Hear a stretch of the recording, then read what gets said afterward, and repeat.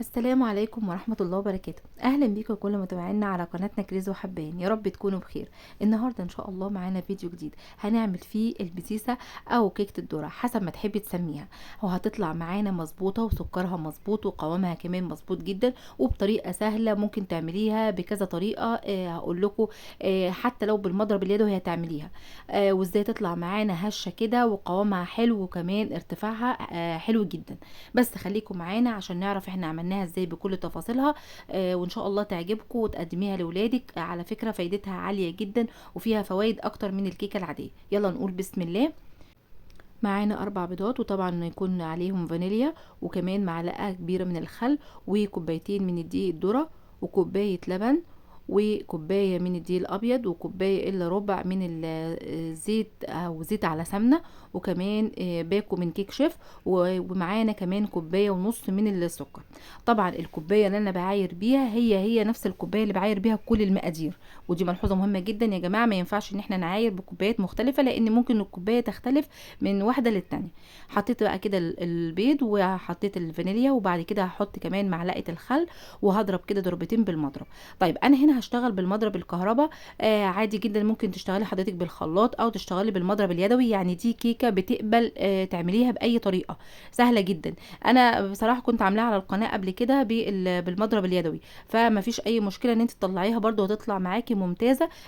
لو حضرتك ما عندكيش مضرب كهرباء، زي ما حضرتك شفتي كده اديت ضربتين كده للبيض، وبعد كده ما ابتدى يعمل فوم معايا، نزلت بيه كوبايه ونص من السكر، سكر حبيبات عادي مش ناعم ولا بودره ولا حاجه. وبعد كده هديله ضربتين لحد ما احس ان السكر داب معايا تماما. النقطه بتاعت السكر دي مهم جدا، حتى لو انت بتعمليها في الخلاط او بتعمليها بالمضرب اليدوي لازم تتاكدي ان السكر داب الى حد كبير. وبعد كده هنزل بكوبايه اللبن واديها ضربتين كده. كل ما هنزل بمكون ادي ضربتين كده، وبعد كده انزل بالمكون اللي وراه. بعد كده هنزل بيه كوبايه الزيت او السمنه. طيب بالنسبه للزيت والسمنه، حضرتك عاوزه تعمليها بزيت بس مفيش مشكله، عاوزه تعمليها بسمنه بس مفيش مشكله، بس الخليط ما بين الاتنين بيدي نتيجه كويسه جدا. هضربهم بقى كده لحد ما احس ان كل المقادير كده اختلطت ببعضها، والمقدار كده الخليط بقى مع تمام. وبعد كده انزل بيه دقيق الذره. في الوقت ده هستعمل المضرب اليدوي، خلاص هركن المضرب الكهرباء على جنب واستعمل المضرب اليدوي. حتى برضو زي لو حضرتك شغاله في الخلاط هتحطي السوائل في الطبق وتنزلي عليهم بقى بالمواد الجافه وتستخدمي المضرب اليدوي.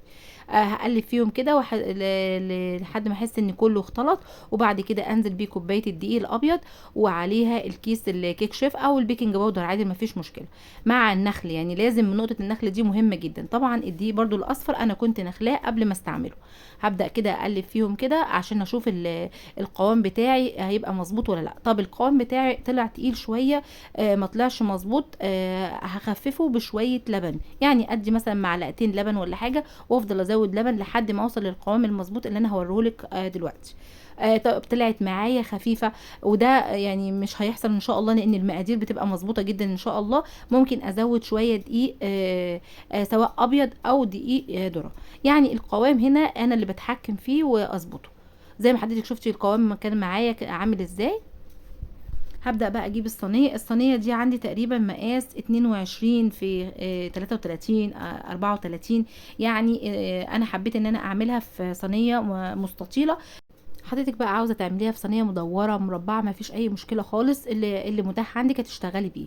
طيب لو انت عاوزه ارتفاع اعلى من الارتفاع اللي انا مطلعاه في الكيكه دي، هتستخدمي مقاس اقل شويه. يعني ممكن تستخدمي مقاس صينيه مدوره مثلا 26، هيطلع معاكي المقاس اعلى شويه او الارتفاع اعلى شويه. هنزل بقى بعد كده ما حطيت السمنه ودهنتها كويس وبدرتها برشه دقيق. هنزل بكميه الكيكه بتاعتي. في الوقت طبعا انا قبل ما اشتغل في الكيكه كنت مشغله الفرن على درجه حراره 180 على الرف الوسطاني. هدخل الكيكه بتاعتي. طب انا الحركه اللي انا بعملها بالخله دي، دي مهمه جدا عشان ما تخليليش الكيكه طالعه بقبه كبيره جدا.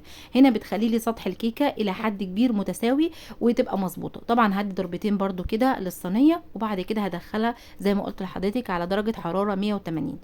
هتقعد قد ايه؟ هي قعدت معايا تقريبا نص ساعه بالظبط وكنت خرجتها، لكن ده برضو بيرجع للفرن بتاع حضرتك. ممكن تقعد معاكي 40 دقيقه او اكتر شويه، بس احنا بنشيك عليها بنعمل لها اختبار بعد نص ساعه. بتقدري ان انت تفتحي وتدخلي خله كده في نص الكيكايه بالظبط، لو طلعت نضيفه يبقى تمام، هي كده خلاص. وتطفي عليها الفرن وتسيبيها 5 دقايق جوه الفرن وبعد كده تخرجيها. لو طلعت الخله مش نظيفه، لا هتسيبيها شويه كمان لحد ما تتاكدي ان هي استوت تمام. سبتها بقى تريح كده وتهدى، وبعد كده بدات اقطعها. على فكره ممكن تقطعيها وهي سخنه برضو بتبقى حلوه، بس انا بصراحه يعني سبتها يجي نص ساعه كده وبعد كده بدات اقطعها. تعالوا بقى اقول لكم بعض الملحوظات المهمه جدا واحنا بنعمل الكيكه. اول حاجه لازم المقدار او الكوبايه اللي انا بعاير بيها تكون كوبايه واحده. كمان نقطة نخل الدقيق مهمة جدا برضو، لان بيفرق في الهواء او الهشاشة اللي بتبقى فيها الكيكة. كمان حاجة ان معلقة الخل اللي انا بحطها يا ريت ما تستغنيش عنها، لانها بتضيع لي زفارة البيض خالص، وبرضو بتساعد على هشاشة الكيكة. يا رب الفيديو يكون عجبكم. ما تنسوناش بقى في اللايك والشير وتشتركوا في القناة وتفعلوا زر الجرس عشان يوصلكوا كل جديد. واشوفكم على خير الفيديو الجاي، والسلام عليكم ورحمة الله وبركاته.